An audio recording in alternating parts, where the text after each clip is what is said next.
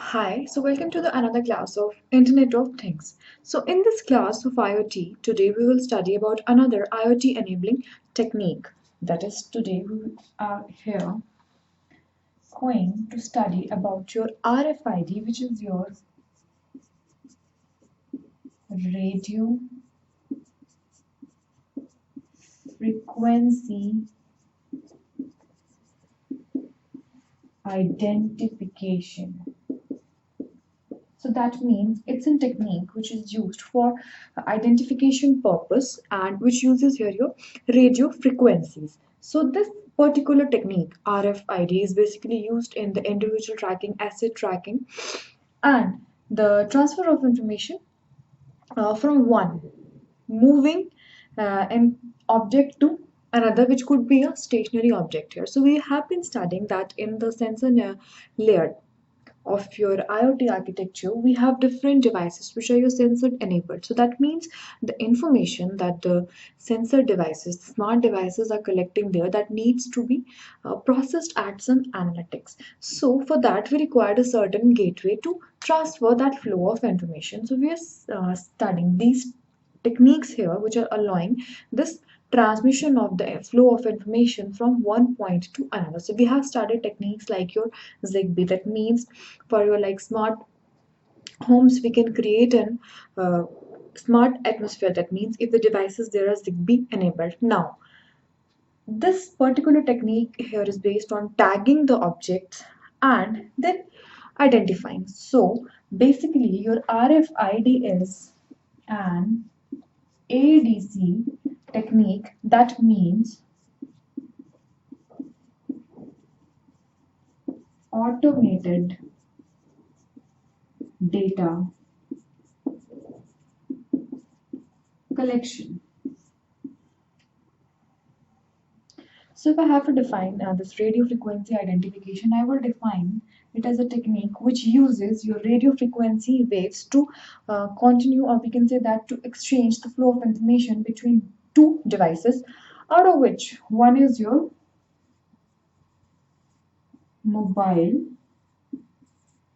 device here. So that means these are your small microchips, your small wireless sensors. So that means we will have the devices which will be your RFID enabled, or we simply, this is referred here as a tagging technique. So that means we have RFID tags which can be attached here to any kind of object. So basically, your RFID devices are the wireless sensor chips which are your RFID enabled, which are basically used for automatic identification. So if it is used here for automatic identification, so that means it plays a key role here in asset tracking. So if the certain devices here in your Internet of Things are also identified, that means you don't have to go and check each and everything here, because you have just the RFID tags over there. So that makes the environment over there more smarter here. So this is a radio frequency technique which is used to allow exchange of information. So basically it results into the identification of the particular object. So that's why we can say that this RFID tags, just like this sized, they can be attached to any kind of object.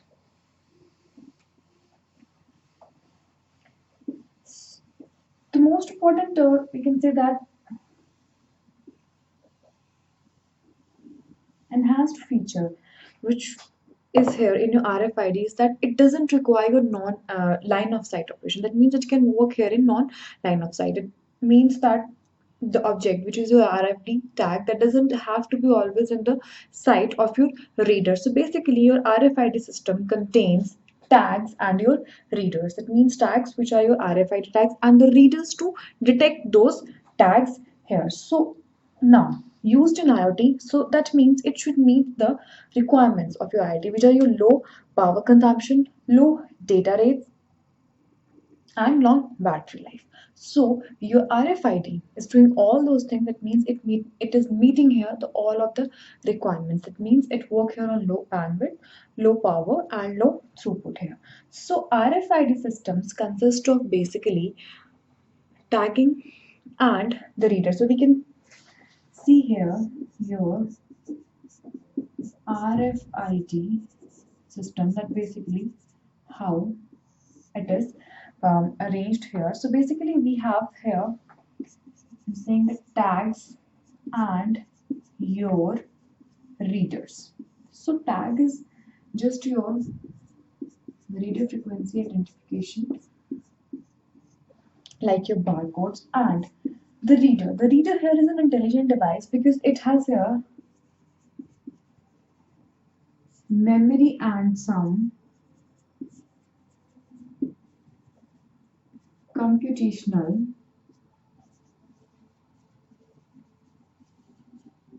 resources. So if I draw here the scenario for RFID system,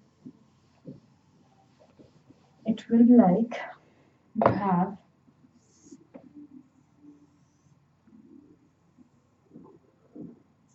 RFID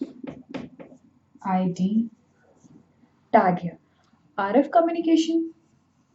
Now, if the information which is being flowing here from this tag that needs to be identified, so it must be captured by some antenna. So basically, you have here an RF antenna, which is here with your RFID reader. Now, this RFID reader here, now it has to exchange this information. So this is your access network. Could be your Ethernet, your Wi-Fi, or your wide area network technique. That is some cellular techniques over here. So after that, you have the workstations which are delivering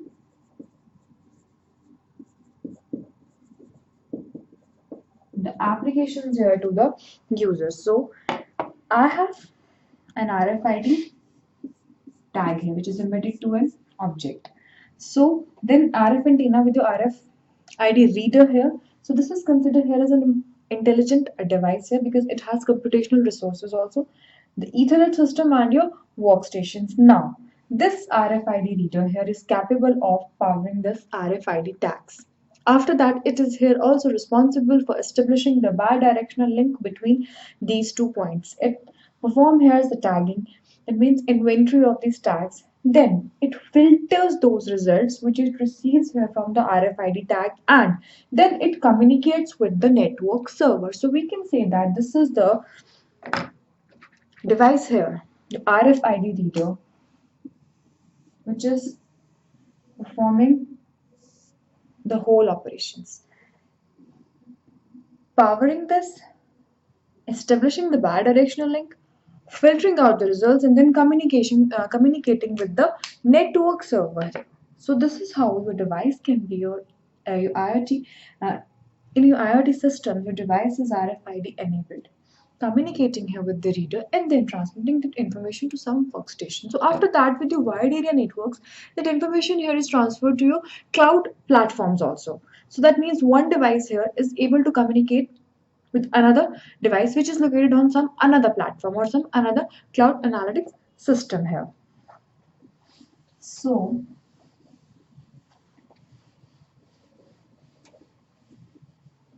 after that, you can say here about RFID that you have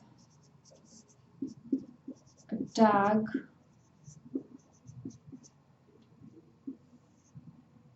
interface, then you have the RFID middleware, and then your other systems.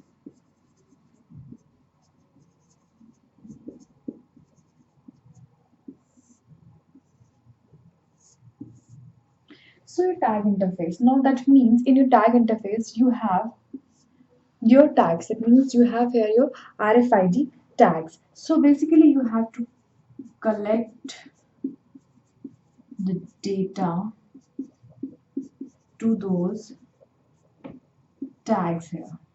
So it becomes here an RFID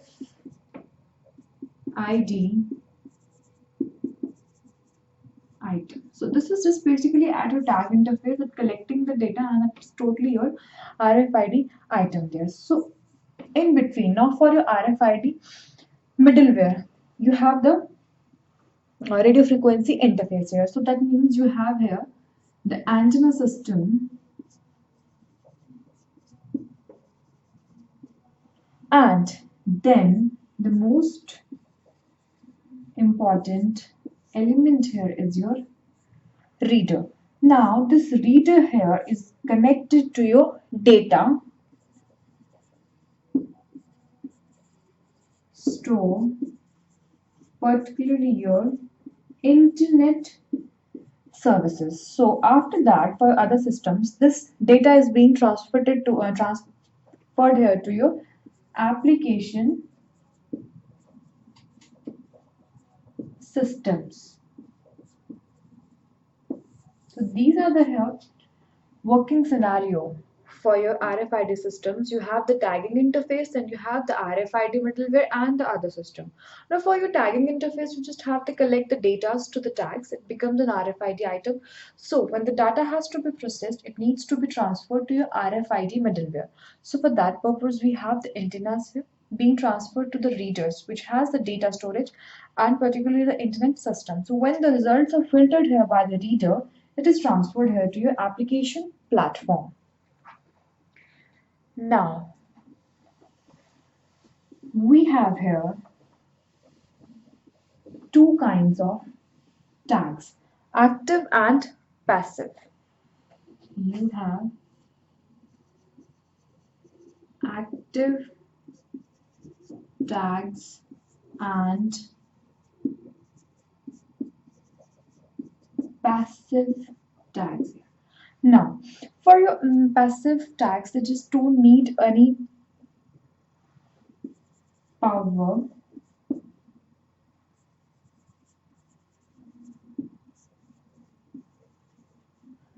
But your active tags are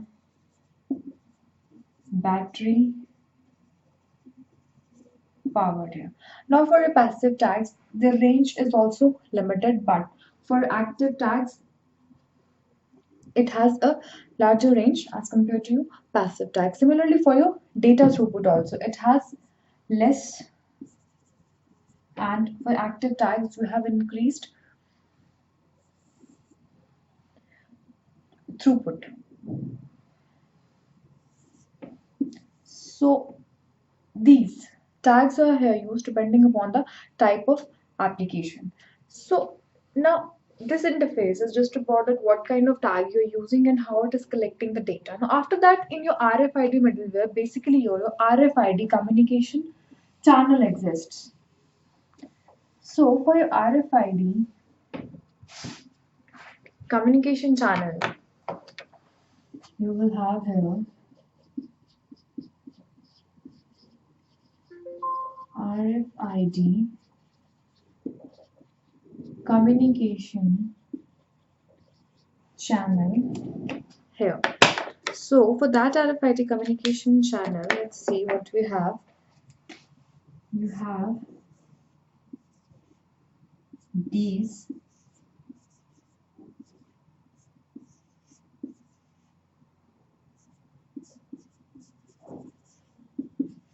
tags here. And you have the reader here. So basically, we studied that this is responsible for powering the tag. So we have here power from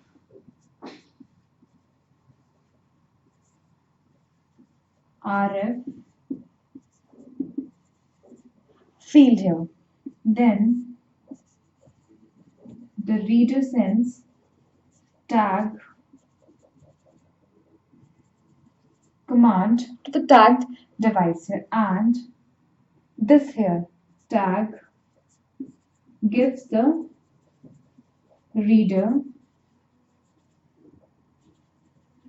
response. So these are the various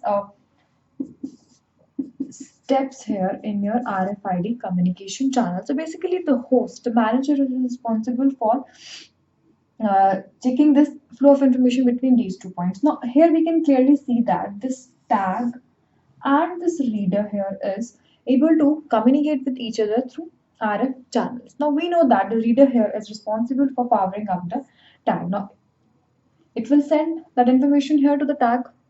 That's the tag command. Now, when it will be powered up here, this tag will be sending this information again to the reader, the information which it is collected. That means the modulated information to the reader.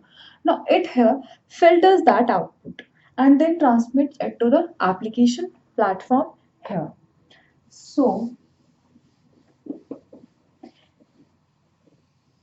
there are many IoT, you can say simply smart devices in your IoT network that are your RFID enabled. Now, next is the communication or the protocol stack, communication protocol here for RFID. Now, in your ZigBee, you have CSMA, C, that is carrier sense multiple access with your collision avoidance. So, similarly, here, this protocol for your RFID is listen before talk, or you are sending the information here, but this here leads to interference, or we can say that the collision between the this reader interface. So basically it has given a solution, that is a TDMA based solution. So this TDMA based solution suggests that you have to particularly assign the time slots first and then the frequency here for the nearby readers here. So this is the communication, or we can say that the protocol here for accessing the radio air interface for your RFID systems. Now, where do we stand here for the RFID and the Internet of Things? So basically, this RFID system is creating here many smart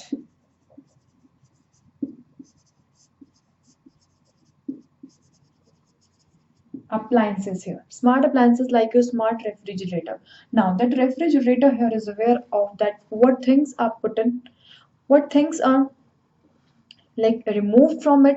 So basically it just contains information that what you need to buy, just know about the expiration of the particular things here. So it becomes a smart thing here because all of the little things here are RFID enabled. Now after that you can have the smart groceries. That means you go purchase grocery, everything is RFID enabled. You just don't need to stand there in a queue because all of that tagged item, whatever you are purchasing, that information is directly sent over to the retailer, and as soon as you move out with the cart, that information will be transferred, and then that information is forwarded to the bank, and for the amount you have purchased, that will be deducted by your account. Now, this RFID is nowadays used in your proximity cards. It's used in your debit card. Some of the countries are even allowing the RFID based smart passports also. So this is also used in your road bridges. That means this RFID enabled sensors are there embedded in the road, so which basically gives you the tracking location of the route basically. Moreover, it also uh, provides smart closets. That means it will tell you that what to dress according to the availability of the clothes there. So there are many devices here which will be used in your Internet of Things. It means there are many applications which will be using your radio identification tags. So this is basically also used for the asset tracking, for the individual tracking also. So it can be embedded with your cards, your debit cards, your proximity cards, your passports, and even like in some of the places, the your tickets, your air tickets are also RFID enabled, which are they helpful to locate your location there. So for your IoT, and there has also been technique of your EPC, which is your electronic product code, which here works together with your RFID tags. It means RFID tag will read this EPC code here, and then it will be transmitting here to the root server, and then whenever you need to get the information for a particular thing here, directly we can have that. So this RFID system is one of the enabling technique here for the internet of things here, like your zigbee, low bluetooth energy, and your like IPv6, etc. So in this class of IoT we have just started about the radio frequency identifications. So we will be studying about another IoT enabling techniques in our next sessions. So this is all here for today's lecture. Thank you so much.